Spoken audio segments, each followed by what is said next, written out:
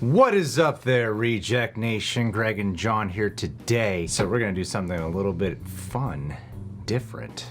Might not look different from the title, but it's going to be. My brother has a channel called GetJaby, and they've launched a new segment here where his best friend, a guy who I really like a hell of a lot, a dude named Trey, hilarious, awesome, insightful, really knows his stuff. They're starting to do their own Easter eggs, breakdown, and comparison, and they started with What If episode 1, and my brother was like, hey, why don't you tell me how to make this better? Like, can you review the video for me and see what's all good about it? And I said, I'll do you one better. I'll have a camera pointed at us. We'll criticize the crap out of it on camera, and you guys can give your suggestions too. Let's see how this all goes. Let's see if Trey lives up to the breakdown game.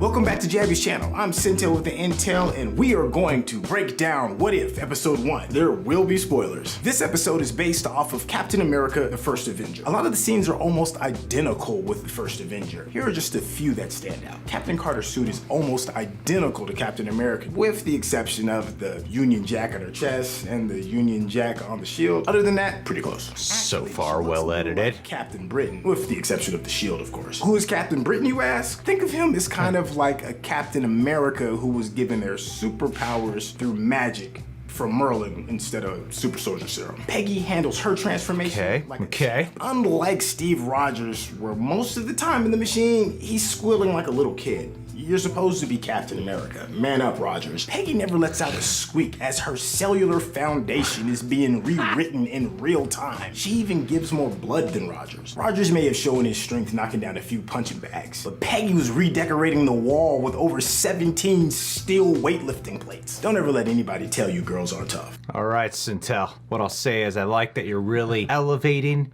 Peggy Carter here, Captain Carter. I've seen a couple of breakdowns so far, and this is the first one I'm seeing that's really going out of its way to describe how much stronger initially, both mindset and physicality, Peggy is up front. Which is the point of this episode, is just to make us hate Steve in comparison. Yeah, man. Yeah.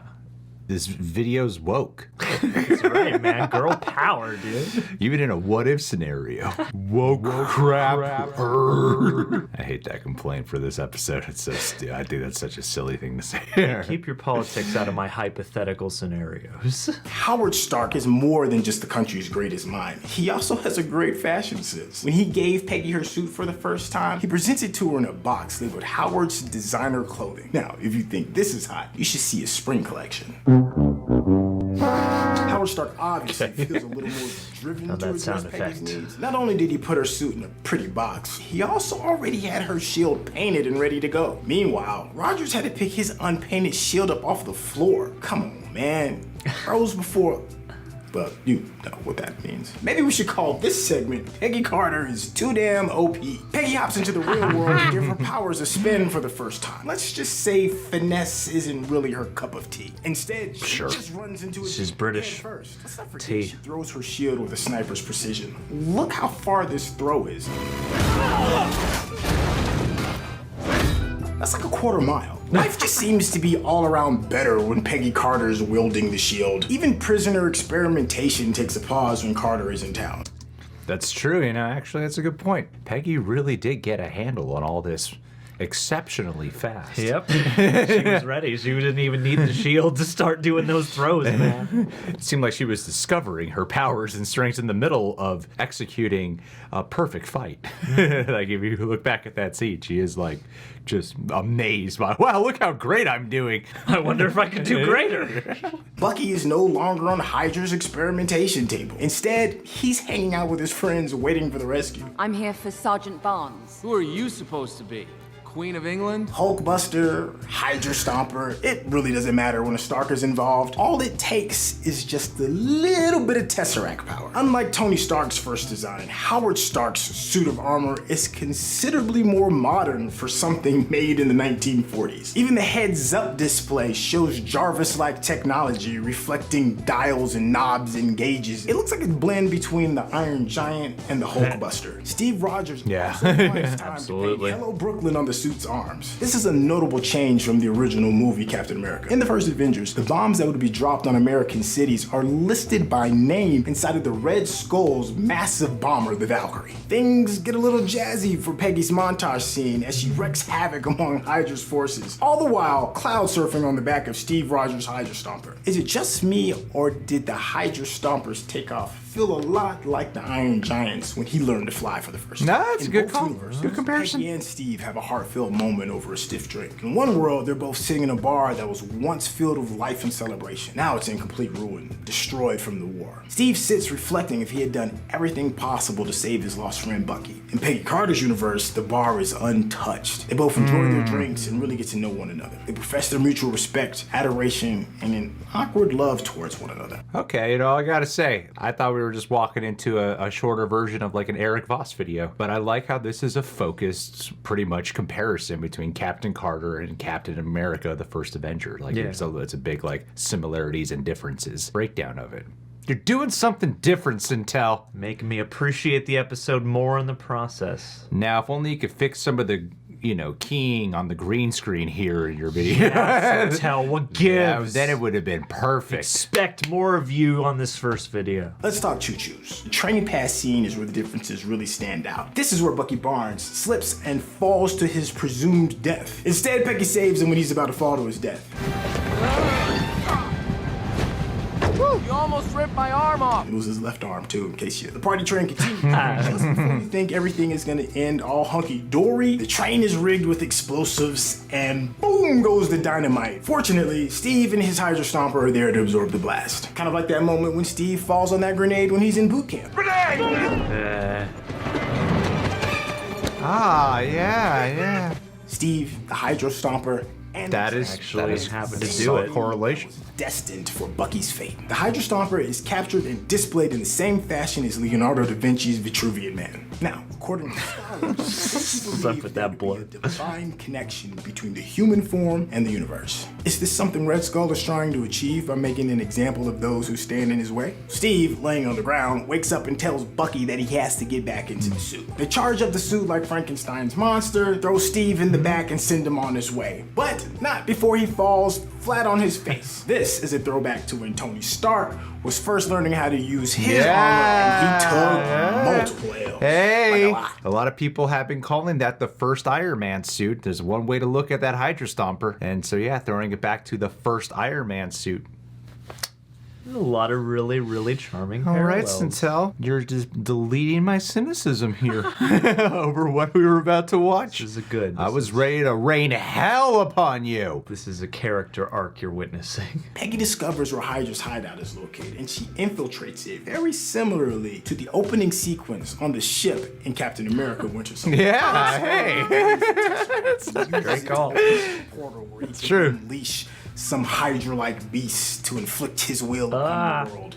It doesn't really go as planned, and he ends up getting squashed like a bug and tossed into the back of the portal like a bag of stinking old trash. So Peggy gets pinned against the wall by Why couldn't it be Hive? She happens to be conveniently next to a sword that she uses to hack off the tentacles of the soul of the Hydra monster and gets free. Now she's carrying a sword and a shield. Like a knight. Sword, shield, she found a shield. Hey, that is cool. I like that. I thought of like a knight. I think like most people would say a knight, but sword and But shield. sword and shield, yeah. Yeah. Yeah, absolutely. Two offset agencies here in the Marvel Cinematic Universe. And Peggy Carter's responsible for them both. Responsible for shield. I know. I'm sure She's somehow. holding both now, so now I'm giving her credit for both. Because what if... Rogers, in all of his usefulness, distracts the Hydra monster long enough for Peggy to push it back into the portal. Now we're getting to the part of the show where it gets a little choked up because you know somebody's gonna die. Now comes that point when the heroes have to make the choice, and Peggy's about to make hers because she has to push the Hydra monster through the portal. But before she does, she remembers that she's supposed to have a dance with Rogers. Rogers looks out to her longingly and she says, Yes! Saturday night! before she plunges into the depths of the unknown. Kind of like how Rogers plunged himself into the depths of the ice. you see how this is working, right? It's coming together. Support this channel by clicking the subscribe button, hitting the like button, and also leaving a comment. Thank you so much for your time. My name is Syntell, and I'll talk to you later. I think you did a good job. He did a good job. He did a good Syntell. You've earned a round of applause today. Way to go. Way to go. These are the only breakdowns worth watching now. Well edited. Some good points. But Syntell, I'll say though, I know your personality, and while your energy here is good, I want to see more of that energy from you. You are annoyingly energetic in real life. Frustrating as hell to be around. Like, get away from me, man. We don't need this much energy every single time. But that will work great in a YouTube video. So pump it up, man. Pump it up to the point where people will call you fake.